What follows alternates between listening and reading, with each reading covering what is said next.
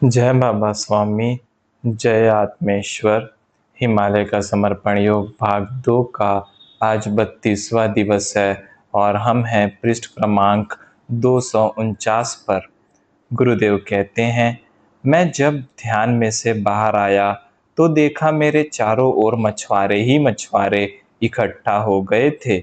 फिर गुरु का वही संदेश मैंने उन्हें भी सुनाया और कहा, मुझे आगे जाने दो। तुमने मेरी जान बचाई है, मैं तुम्हारी सहमति के बिना आगे नहीं बढ़ सकता हूँ। यह मेरी व्यवस्था है, इसलिए जब तक आप अनुमति नहीं देते मैं आगे नहीं बढ़ सकता हूँ। मैं सदा ही आपके साथ हूँ। मैं शरीर से समाज में जा रहा हूँ, पर यह जो अनुभूति का ज्ञान आपको कराया है वह तो अनुभूति के रूप में आपके पास ही है। उस अनुभूति को आप मेरे चले जाने के बाद भी अनुभव कर सकते हो। मैंने मेरे अस्तित्व को ही उस अनुभूति के माध्यम से आपसे परिचित कराया है। जो मेरे सानिध्य में आपको प्राप्त हुआ है वह सब याद रखो और उस सानिध्य को याद रखो।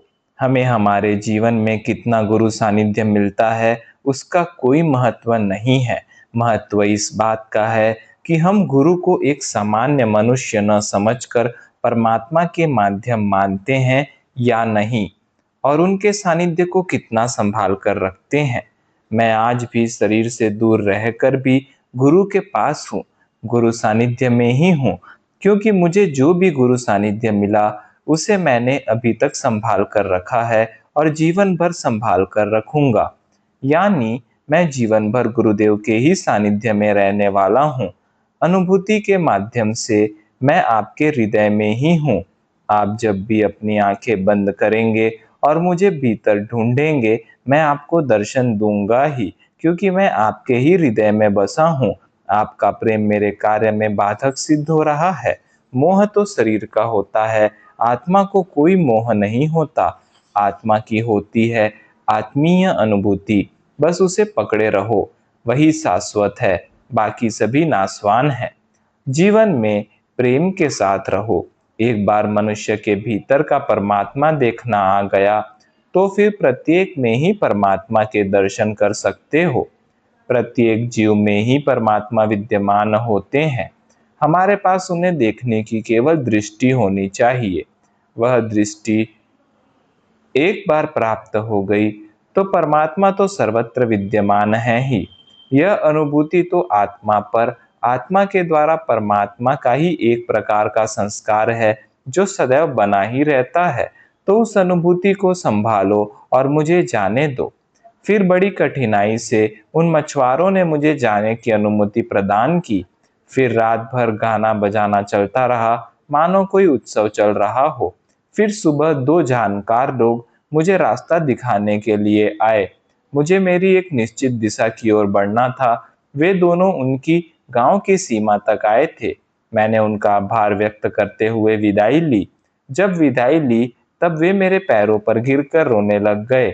मैंने कहा, मैं तो एक मनुष्य हूँ, मुझे नमस्कार मत करो। नमस्कार तो उसे करो जिसने मुझे बनाया है, उस परमात्मा को नमस्कार करो। वह जब तक नहीं दिखता नमस्कार का कोई अर्थ नहीं है। नमस्कार किया नहीं जाता, नमस्कार हो जाता है। नमस्कार होने दो। जीवन में नमस्कार हो जाने के बाद, किसी को समर्पित हो जाने के बाद आप स्वयं का अस्तित्व ही समाप्त हो जाता है। चलो, अब मैं चलता हूँ। ऐसा कहकर मैंने उनसे विदाई ली और आगे बढ़ गया। यह सारा भाग मेरे लिए अपरिचित ही था। मैं मेरे परिचित भूभाग की ओर तेजी से बढ़ रहा था ताकि आगे के मार्ग पर मैं चल सकूं। लेकिन अभी तक कोई परिचित निशान नहीं दिख रहे थे। इस भाग में से मैं जल्दी से आगे बढ़ना चाहता था, पर आगे बढ़ने में प्रमुख बाधा था मार्ग। सीधा सरल ऐसा कोई मार्ग ही नहीं था। सब मार्ग बनाने पड़ रहे थे, क्योंकि सभी ओर अधिकतर झाड़ियां ही झाड़ियां रहती थी। मुझे उस गांव से निकले हुए 3 दिन बीत गए थे। मेरे पास के फल भी समाप्त हो गए थे और रास्ते में लगने वाले फल जहरीले भी हो सकते हैं, इसीलिए बिना जानकारी के खाना ठीक नहीं लग रहा था। मैं उस मार्ग को खोज रहा था जिस मार्ग से मैं उन बौद्ध भिक्षुओं के साथ गुजरा था, ताकि आगे का मार्ग मैं तलाश कर सकूं। मैंने कपड़े के ऊपर उस भाग का एक नक्शा भी बनाकर रखा था, जो मैं समय समय पर देखकर ही आगे बढ़ रहा था। मैं चल तो रहा था, पर मेरा ध्यान मेरे गुरुदेव के चरणों पर ही था। मैं उन्हीं के सानिध्य में था। मुझे मन में आया कि गुरु और भाषा दोनों समान है। कोई भी भाषा पुस्तक से नहीं सीखी जा सकती। पुस्तक से व्याकरण सीखा जा सकता है, भाषा कैसे बोलनी चाहिए यह भी सीखा जा सकता है, पर जब तक उस भाषा को बोलते नहीं हैं, वह आत्मसात नहीं हो सकती है। ठीक उसी प्रकार से पुस्तक के ज्ञान से परमात्मा की जानकारी मिल सकती है, पर परमात्मा की अनुभूति के लिए गुरु की अनुभूति आवश्यक है। यह आत्मा के सतत चिंतन व साधना के द्वारा ही संभव हो सकता है। जिस प्रकार भाषा को बोलने का अभ्यास होना आवश्यक है, ठीक उसी प्रकार गुरु का सतत ध्यान करके ही गुरु के ज्ञान को आत्मसात किया जा सकता है। यह सतत निरंतर होने वाली क्रिया है। यह पुस्तक से संभव ही नहीं है। गुरु बिना ज्ञान नहीं मिल सकता है। ऐसा ही कुछ सोचते हुए मैं जंगल में आगे बढ़ रहा था। रात में जब कहीं रुकता तो जंगल का सन्नाटा अपना ही एक संगीत सुनाता था, पर मुझे भय नहीं लग रहा था। मैं सब स्थितियों में प्रसन्न था। बस मुझे लगता था कि मैं समाज तक जितनी जल्दी से पहुंचूंगा, उतनी ही जल्दी यह गुरु कार्य करने का अवसर प्राप्त होगा। अब मैंने अपना सारा जीवन ही गुरुदेव को समर्पित कर दिया था। अब वे जैसा गुरु कार्य के लिए करना चाहे करे, जब समाज में पहुंचाना चाहे पहुंचाए, ऐसा सोचकर ही मैं शांत हो गया। इस भाग में भोजन के लिए पर्याप्त मात्रा में पत्ते नहीं मिल रहे थे और न ही फल भी थे। कंदमूल को खोजने व खोद कर निकालने का समय ही नहीं था। मैं जल्दी से जल्दी आगे बढ़ना चाहता था। मुझे अचानक लगा कि मेरे ऊपर कार्य को करने की जवाबदारी है और उसे पूर्ण करना ही मेरे जीवन का लक्ष्य है। अब मुझे कुछ भी करके उसे पूर्ण करना ही है। अपने ही भीतर एक नई शक्ति व एक नई ऊर्जा के संचार का अनुभव कर रहा था और उसी उत्साह में मैं कब समाज में पहुंचूं और समाज में ज्ञान की गंगा बहाऊं, ऐसा लग रहा था। कब शाम हो गई पता भी नहीं चला। फिर थोड़ी सूखी घास खोजी, दो बांसों को घिसकर सूखी घास में आग तैयार की और आग के पास ही सो गया।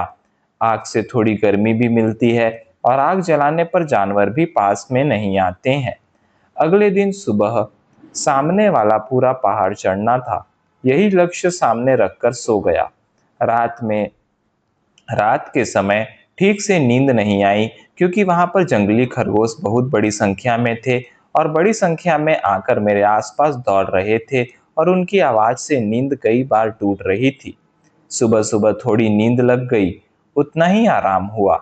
फिर सुबह पहाड़ी पर चढ़ना प्रारंभ किया। पहाड़ी थोड़ी खड़ी थी, इसीलिए सीधे चढ़ना कठिन हो रहा था। इसीलिए मैं थोड़ा घूम घूम कर चढ़ रहा था, ताकि चढ़ाई भी अच्छी हो और मैं थकान भी जल्दी महसूस नहीं करूं। ज़्यादा थक जाता था तो थोड़ा विश्राम कर लेता था।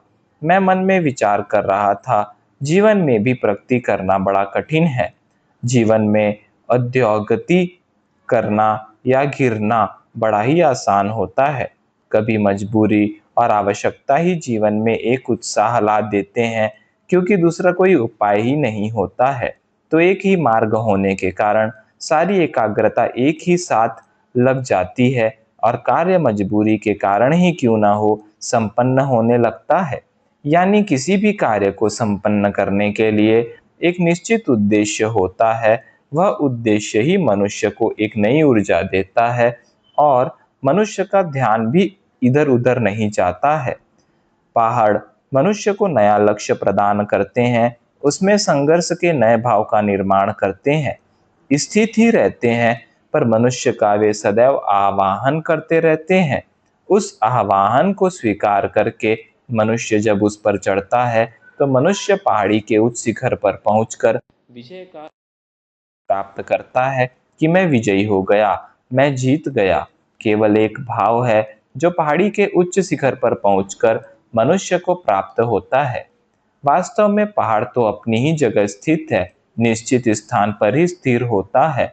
दौड़ भाग, चढ़ाई, यह सब तो मनुष्य करता है, लेकिन पहाड़ शांत रहकर भी मनुष्य को समाधान व शांति प्रदान करता है।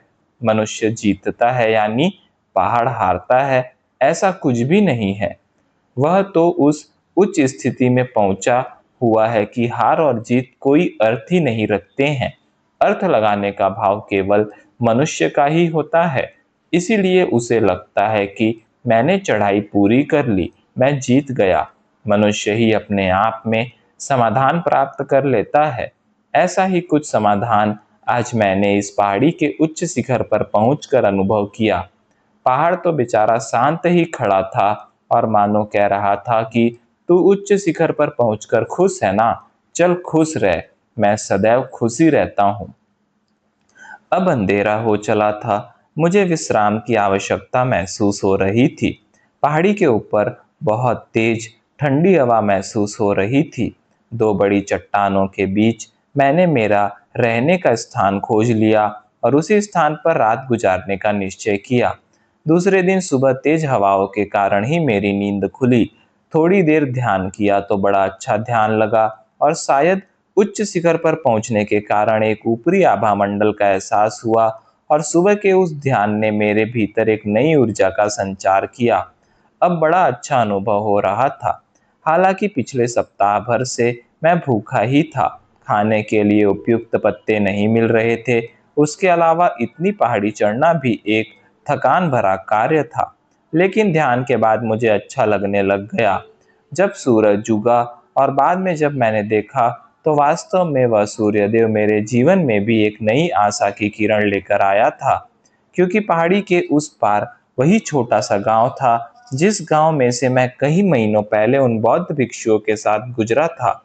मेरे परिचित गांव में मैं शायद कई महीनों के अंतराल के बाद वापस आया था। मैंने बड़े उत्साह से उस गांव की ओर रुख किया।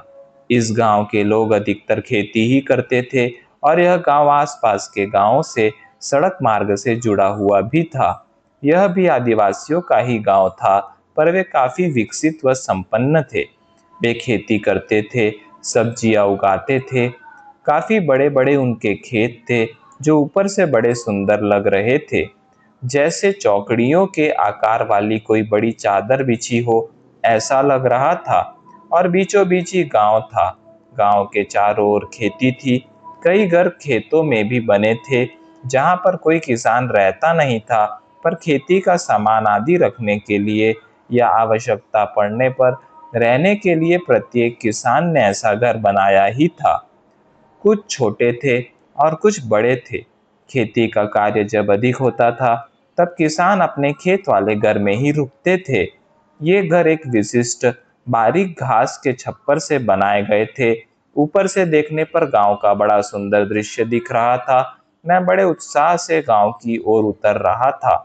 पहाड़ की ढलान से उतरना भी बड़ा कठिन था। फिसलने का डर था क्योंकि ऐसी कोई पगडंडी नहीं बनी थी जिससे उतरा जा सके। रास्ता ढूंढकर उतरना पड़ रहा था। दूसरा, कई जगह झाड़ियों को हटाकर रास्ता बनाना पड़ रहा था। आज शाम होने तक मैं गांव में पहुंच सकूं, ऐसा लक्ष्य रखकर ही उतर रहा था। उतरते उतरते ही शाम होने लग गई और फिर आखिर में मैं गांव में पहुंच गया। हम लोग सदैव जहां रुकते थे उसी ओटले चौपाल के पास जाकर रुका। वहां पर ही आदिवासियों का एक प्रार्थना स्थल था। वहां पर 3 पत्थर रखे थे जिन्हें आदिवासी बहुत सम्मान देते थे। वे ही उनके भगवान थे। मैं वहां पहुंचा तो थोड़ी देर बाद गांव में सबको ही जानकारी हो गई कि गुरुजी वापस गांव आ गए हैं। वे सब लोग मिलने के लिए आए। मैं थका हुआ था। वह देखकर उन्होंने प्रथम पास के ही एक कमरे में मेरे रहने की व्यवस्था की। भोजन आदि करके मैं सो गया। बहुत दिनों के बाद ठीक से भोजन हो पाया था, इसी कारण से नींद अच्छी लग गई थी।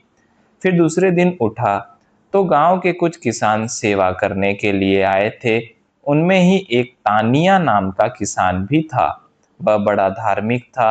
वह और उसकी पत्नी सुंदरी दोनों ही सेवा देने के लिए आए थे। वे मेरी पहले भी सेवा कर चुके थे, इसीलिए मैं उन्हें अच्छी तरह से जानता था। उस गांव के मंदिर का पुजारी भी मिलने आया था। वह भी मिलकर गया और मेरी व्यवस्था कैसी हुई है वह देखकर गया। आदमी अच्छा था, पर बोलने में थोड़ा कड़क था। मेरी सब व्यवस्था ठीक से हो गई। फिर दूसरे दिन से ही मेरे प्रवचन का कार्यक्रम उस ओटले पर आयोजित किया गया। शाम के समय सब किसान परिवार अपने खेतों का कार्य करके, भोजन आदि करके ओटले पर एकत्र हो गए थे और पुजारी ने पहले सबको एकत्र कर सूचनाएं दी।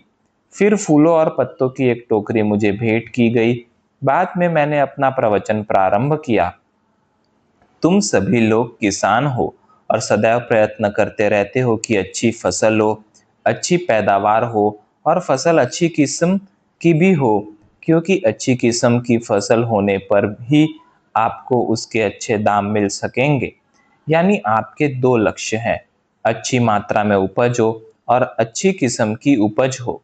इन दो लक्ष्य को पाने के लिए तुम सभी लोग प्रयत्न करते हो और प्रयत्न हो जाने के बाद में अपने देवी देवताओं को प्रार्थना करते हो ताकि आपकी उपज अच्छी हो। पर यह सब निर्भर करता है अच्छी किस्म के बीज पर। अगर बीज अच्छी किस्म के रहे तो ही यह संभव है। इस अच्छी किस्म पर आप कितना ध्यान देते हो, उसे आप कितना महत्व देते हो, उसी पर सब कुछ निर्भर होता है। तुम कई बार अच्छी पैकिंग आवरण को देखकर बीज लाते हो, पर वे अच्छे निकलेंगे ही इसका निश्चित नहीं है। उससे अच्छा है कि तुम तुम्हारे घर में ही तैयार किए हुए बीज चुनकर उनका उपयोग करो। वे तुम्हारी ही जमीन पर उगाए गए हैं, तुम्हारे ही जमीन पर उपयोग किए हुए हैं और तुम्हारी जमीन पर अच्छे परिणाम देते हैं। यह भी तुम्हें अनुभव से पता लग गया है। मनुष्य के प्रयत्न का क्षेत्र इतना ही है कि अच्छी किस्म का बीज हो, अच्छे रख रखाव वाली जमीन हो और अच्छी तरह से उस बीज की बुआई की गई हो। बस इतना ही कार्य मनुष्य के क्षेत्र में आता है और इतना ही अपने क्षेत्र का कार्य मनुष्य ने करना चाहिए। बाकी अब रही बात बरसात की, तो वह तो परमात्मा की कृपा है। बरसे तो बरसे, नहीं बरसे तो नहीं बरसे, वह अपने हाथ में ही नहीं है। जो प्रयत्न के दायरे में नहीं आता उसके लिए परमात्मा से प्रार्थना ही कर सकते हैं, क्योंकि बरसात अपने हाथ में नहीं है, वह तो परमात्मा की असीम कृपा में ही बरसती है। ठीक ऐसा ही आध्यात्मिक क्षेत्र में भी है और ऐसा ही मनुष्य की नस्ल पर भी लागू होता है।